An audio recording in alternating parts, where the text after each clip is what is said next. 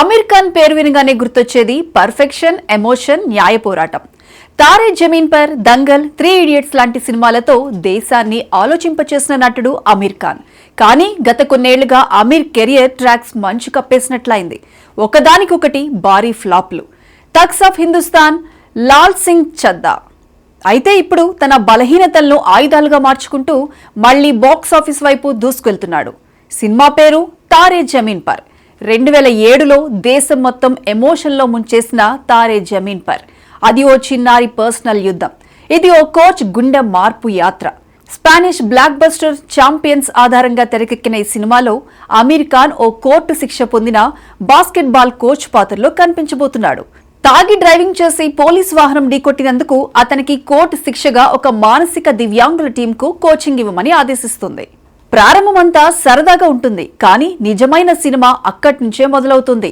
తన స్వార్థపు జీవితం నుంచి బయటకు రావాలంటే ఆ టీం తోడుగా మారుతుంది. వాళ్లు విజయం సాధించాలి అనేది లక్ష్యంగా మొదలవుతుంది కథ. కథలో ఒక పక్క నచ్చిన పాయింట్, దివ్యాంగుల మీద కోపం పెట్టే కోచ్కు దివ్యాంగులే నిజమైన మార్గదర్శకులవుతారు. కనీసం మాటల వాడకం, ఎమోషనల్ ఎక్స్ప్రెషన్ లేని వారి నుంచి జీవిత పాఠాలు నేర్చుకుంటాడు కోచ్. ఇది కేవలం కామెడీ మూవీ కాదు, ఇది ఒక సామాజిక బాధ్యత, ఒక కోర్టు శిక్షలో కనిపించే రిడెంప్షన్ జర్నీ. ఇక కాస్టింగ్ విషయానికి వస్తే బొమ్మరిల్లు భామ జెనీలియా దేశ్ముఖ్ అమీర్ కు జోడీగా నటిస్తోంది.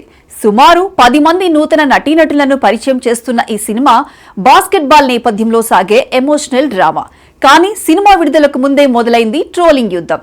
చాలా సీన్లు ఛాంపియన్స్ నుండి మక్కీ కాపీ చేశారని సోషల్ మీడియాలో నెటిజన్లు వీడియోలు పోస్ట్ చేస్తున్నారు. ఇతరులు గతంలో టర్కీ ఫస్ట్ లేడీని కలిశాడన్న రాజకీయ కారణాలతో బహిష్కరణ డిమాండ్ చేస్తున్నారు.